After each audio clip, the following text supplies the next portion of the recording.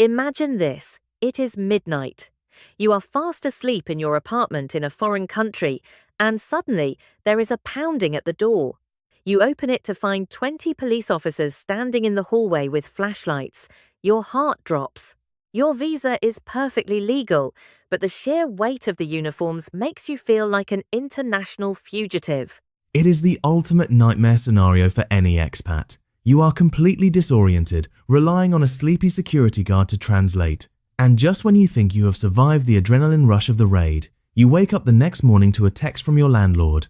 A bill for 6.6 million Vietnamese dong, claiming you owe the police a massive fine for a registration error, plus a magical administrative fee. Talk about pouring salt in the wound. Exactly. It feels like a shakedown. But here is the fascinating part about this specific scenario in Vietnam. The panic is real, but the debt? Completely fabricated. Why is the landlord trying to pass this massive bill onto a tenant who did absolutely nothing wrong? Because it is a classic case of offloading accountability. Under Vietnamese law, specifically Article 33 regarding foreigner residents, the burden of registration falls entirely on the accommodation provider. The landlord is legally required to log your stay with the local police within 24 hours. If they fail to do that, they are the ones violating administrative regulations, not you. Asking the tenant to pay that fine is like a restaurant owner asking you to pay their penalty for failing a health inspection. That is a brilliant way to put it.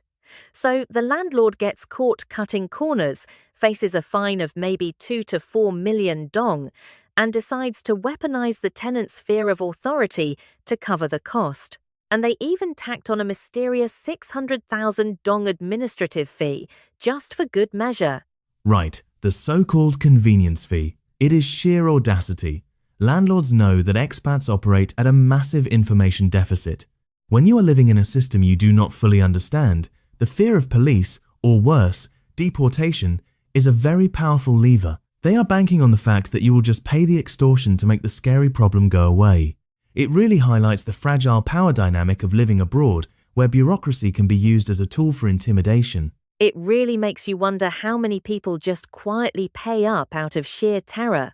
So, how do you flip the script on a landlord who is trying to pull this kind of stunt? How do you protect yourself without escalating the situation into an all-out war? You call their bluff with a smile and a demand for a paper trail. You simply tell them you would be more than happy to pay the fine directly at the police station, provided they can produce the official, stamped violation notice with your name on it as the offender. And since the law places the burden on the landlord, that official police document is going to have the landlord's name on it, not the tenant's. Precisely. The moment you ask to go to the station together to settle the official paperwork, the landlord will almost certainly back down.